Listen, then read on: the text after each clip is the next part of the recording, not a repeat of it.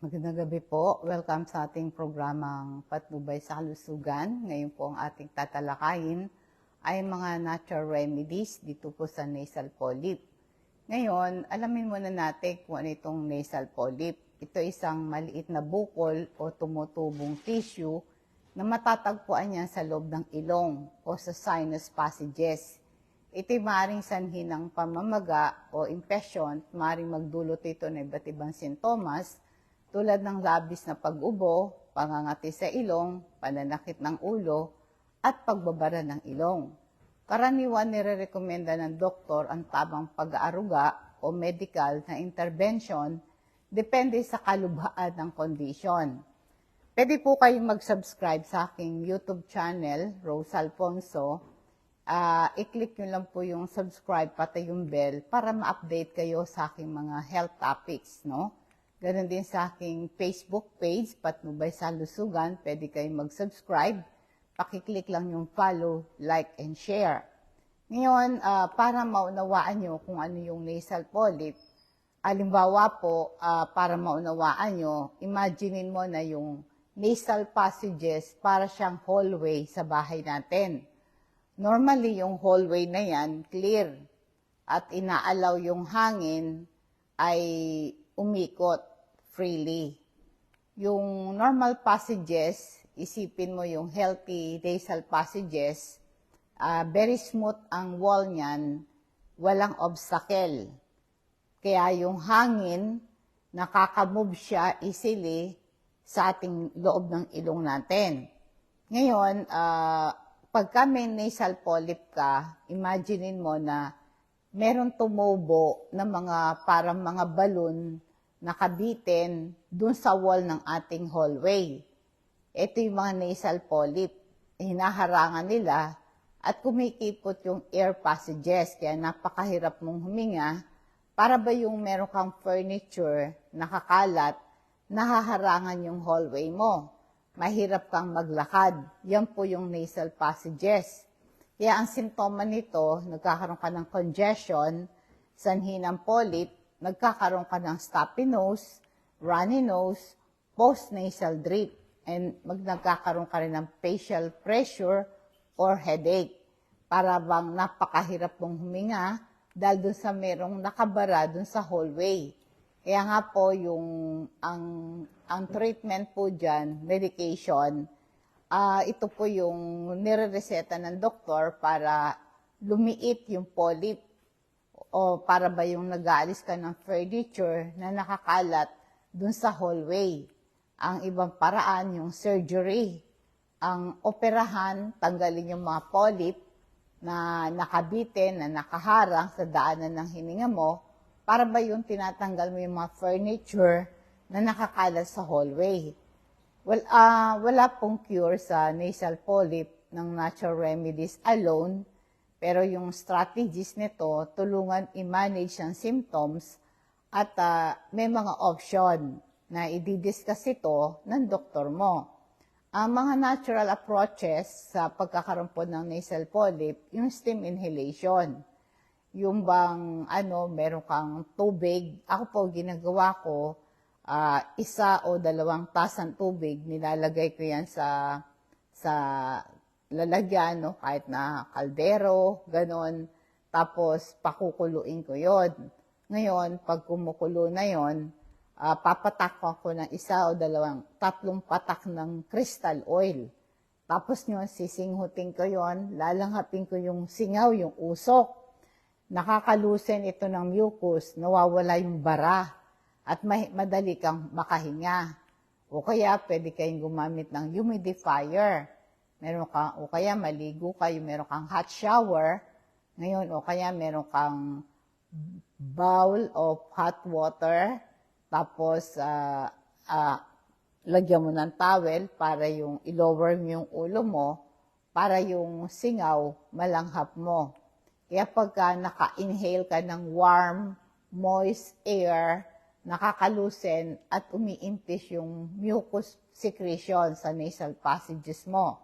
Kaya pagka manipis ng mucus, nare-reduce yung congestion at saka stuffy nose na associated ito ng nasal polyp. Kaya nga po yung pag-inhale ng steam ay mabe-benefit ka dito, pati yung humidifier, lagay mo sa bedroom mo sa gabi para makadagdag ng moisture sa hangin at mawalay bara at para makatulog ka.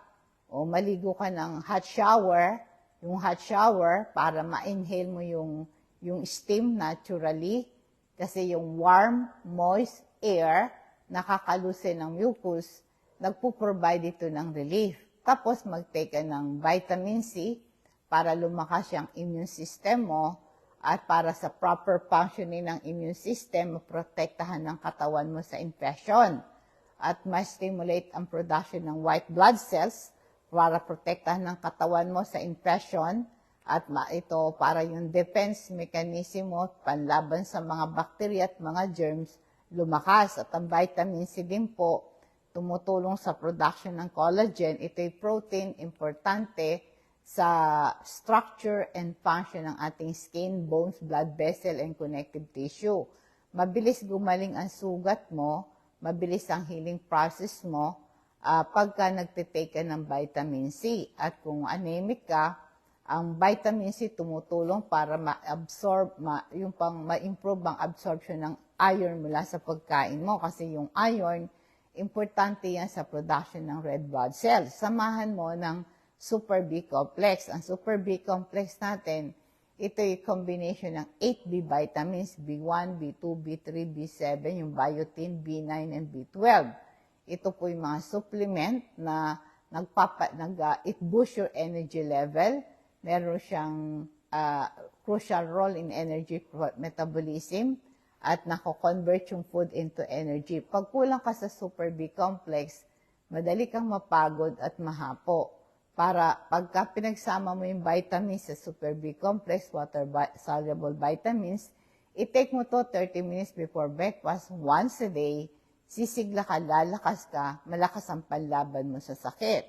Yan po'y available sa Patnubay na kung gusto nyo pong magpa-deliver nito sa bahay ninyo, mag-PM lang kayo sa aking, mag-personal message kayo sa aking Facebook page, Patnubay sa Kalusugan, sabihin niyo yung pangalan, address at cellphone number ninyo, may di-deliver ito ng LBC. I-charge po sa inyo ang shipping fee.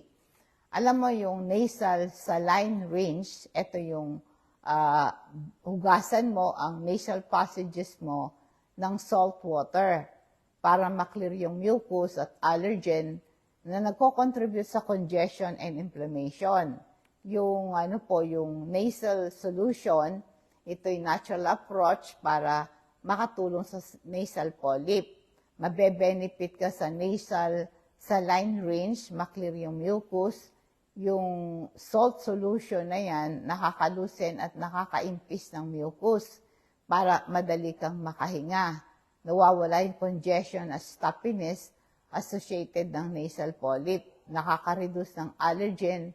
Ang allergy po nagko-contribute sa nasal polyp. Kaya po yung salt solution, natatanggal yung allergen like dust and pollen na nakakairita sa nasal lining mo.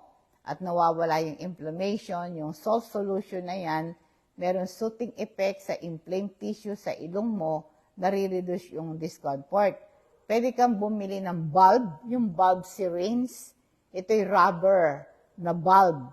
Ngayon, meron kang salt solution, tapos pwede mong pigain para kunin mo yung tubig na may asin, tapos i-blow mo yan sa ilong mo, at pagkatapos lalabas yun. Ito po'y very effective po yan. Ang maaaring gamitin mo yung distilled water or sterilized water. Huwag kayong gagamit ng tap water. Merong bacteria yan or irritant. Ang paggamit mo, distilled, bottled, or boiled water. At ito'y napalamig mo hanggang maging lukewarm. Tapos, meron kang or salt solution. Meron naman pong nabibiling mga saline packet available sa pharmacies. I-mix mo yon o kaya ito po yung o kaya lagyan mo ng baking soda. Magpa-check up ka sa doktor para mabigyan ka ng tamang proportion. Ang proper technique po, sundan mo yung instruction ng specific na rinse device para ma-ensure mo yung proper technique at maiwasan mo anuman discomfort. Ako po bumibili ako ng salt solution sa pharmacy, sabihin mo lang yung meron na ready-made na nose syringe, pwede mo nang gamitin yon, no? Kaya yung nasal saline, mabibili mo yon sa local pharmacies. Ito, pwede mong gawin ito twice a day, very effective yan. Yung nasal saline range, ito'y very safe. Magpa-check up ka sa doktor bago mo simulan ang paggamit nito para effective. Meron kang appropriate technique paano paggamit niyan. Paalala mo na po sa lecithin. Alam natin ang lecithin, nakakababa ng cholesterol level at nagpe-prevent ng heart disease, nag-i-improve ang memory, learning, attention, and concentration, nagpe-prevent yung memory loss, Alzheimer disease, and dementia. Yung calcium, magnesium naman natin para magkaroon ka ng strong bones, para maiwasan ang cramps, magkaroon ka ng proper muscle contraction and relaxation. Yung calcium, magnesium, tumutulong sa production ng serotonin para ma-relax ang isip at katawan mo. Madali kang makatulog kasi tumutulong sa production ng melatonin. Ito yung hormone, pampatulog. Kung kayo po ay merong nasal polyp, ay maganda ay i-maintain mo yung healthy diet mo. Mayaman sa prutas at gulay, mga whole grain, para makapagbigay ng essential nutrients, masuporta ng overall health mo. Dapat nakakainom ka ng sapat na tubig para malusin yung mucus mo. I-focus mo sa yung mga prutas at gulay na mayaman sa vitamin, mineral, antioxidant, para suportahan ng immune system mo, labanan yung inflammation. Ito isang factor sa nasal polyp. I-consider mo yung anti-inflammatory food na specific na anti-inflammatory properties like berries, mga leafy, green, and fatty fish, beneficial ito. Iwasan mo yung mga processed food, sugary drinks, and unhealthy fats, nakakapagpalala ng iyong nasal problem, no? I-reduce mo yun. Kailangan mayroon ka dapat mga supplement, no? Mga calcium, magnesium, vitamin C, super B complex. Importante yan, no? At alam mo, pag kulang ka sa vitamin D, mayroong kaugnayan niya sa nasal polyp. Ayon sa pag-aaral, ang low vitamin D, nag-i-increase po yung severity ng nasal polyp. Kaya para ma-regulate ang immune system mo, yung pong calcium, magnesium natin, may kasamang vitamin D yun. Kaya po pag kulang ka sa vitamin D, nagko-contribute sa inflammatory processes, ay involved yan sa nasal polyp. Ngayon, yung pong init ng araw, natural vitamin D yan. Ngayon, nagpa-check up siyempre sa doktor. Kasi ito pong mga doktor natin, i-discuss po ng doktor mo ano nababagay sa'yo. Nire-recommenda ko po yung paggamit ng crystal oil natin. Ito po ay concentrated plant extract, nare-reduce yung pain at inflammation. Kung may arthritis ka, muscular pain ka, ako po pag sumasakit yung tuhod ko, anything na masakit sa katawan ko, hinahaplas ko ng crystal oil. Yung arthritis, muscular pain, at nag-i-improve din ang sleep quality. Nare-relieve yung headache, amuyin mo, nawawala yung hilo, pang-alis din ito ng bara ng ilong. Nawawala yung congestion, nag-i-improve yung respiratory health mo. Kung meron kang shoulder pain, may pampakalmanting effect yan sa sikmura mo. Nakaka-relieve ng kabag, bloating, stomach cramps. Nare-relieve yung pagsusuka mo at pagduduwal mo. At kung papahiran mo yung balat mo, hindi ka kakagatin ng lamok, kung nakagat ka, mawawala agad yung katinon. Kasi yung amoy ng ating crystal oil, tanggal ang kate at hindi ka kakagatin ng lamok, ayaw na ayaw ng lamok yung scent niyan. Yung activated charcoal natin naman, ginagamit yan for centuries na sa kanyang medicinal property. Activated charcoal po, meron siyang antibacterial property, pumapatay ng mga bakterya sa ating bituka, nakakalis ito ng kabag, nakakalis ito ng acidity. Kaya po, tinitreat niya yung poisoning, yung na food poison ka, nagpiprevent ng hangover and drug overdose, nare-reduce yung diarrhea, kaya natumutulong para ma-absorb yung gas and toxin sa bituka. Ito ring activated charcoal ay nag-absorb ng bacteria, toxin sa bibig, kaya maganda ito sa bad breath. No? Available yan sa Patnubay sa Kalusugan. At kung nais nyo po na magpa-deliver niyan, i-chat nyo lang po ako. No? At pinapa-deliver ko yan sa LBC at merong cash on delivery.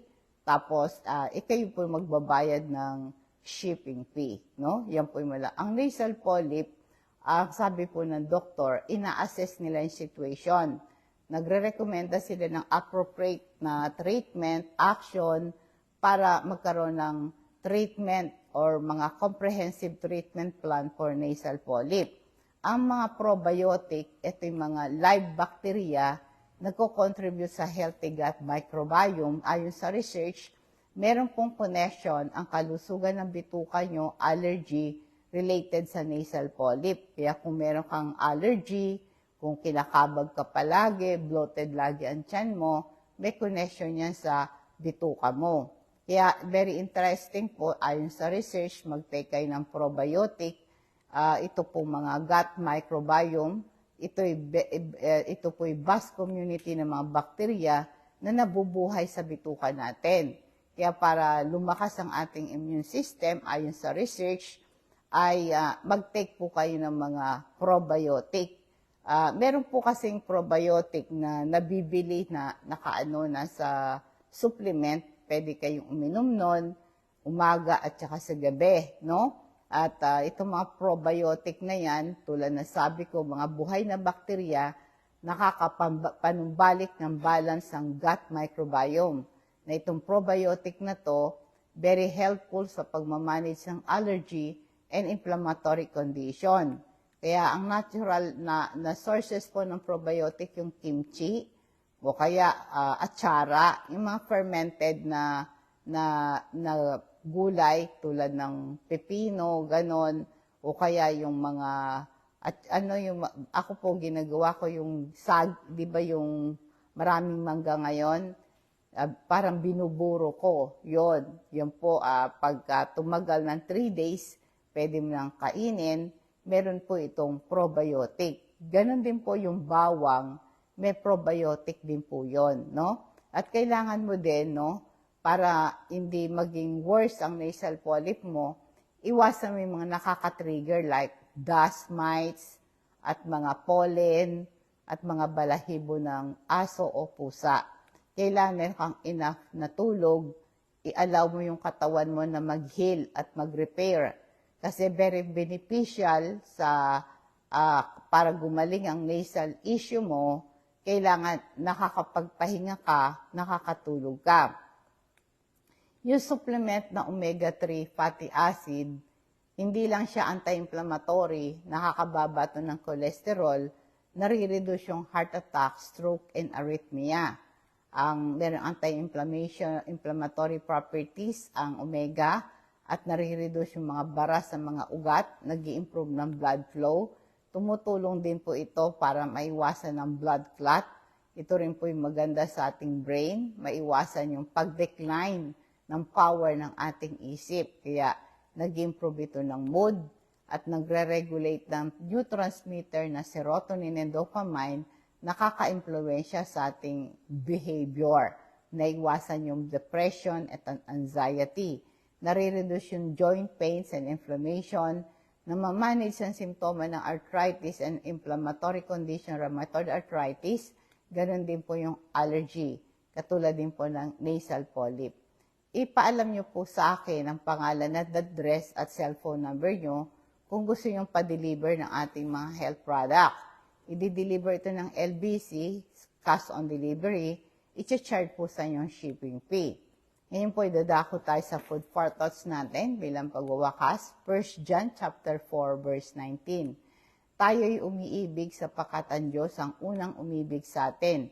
Ang nagsasabing iniibig ko yung Diyos, subalit napupot naman sa kanyang kapatid, siya'y sinungaling. Kung ang kapatid mong nakikita, hindi mo magawang ibigin, paano mo iibigin ng Diyos na hindi naman nakikita? Kaya nga po ang batas ng Panginoon, love God and love your fellow man. Minsan po nawawala yung pagmamahal pagka nairita ka at nawala yung temper mo. Kailangan daw po magkaroon tayo ng Christ-like way, mananalo ang devil pag nainis ka. Hayaan po na natin si Satan very quick, nagkikreate ito ng confusion, doubt, and mistrust, jealousy, kaya bumabagsak tayo. Nagkakaroon tayo ng hard feeling, nagkikreate tayo ng wall sa ating mga family, sa ating mga kaibigan, sa church. Kaya iwasan natin ang family feud.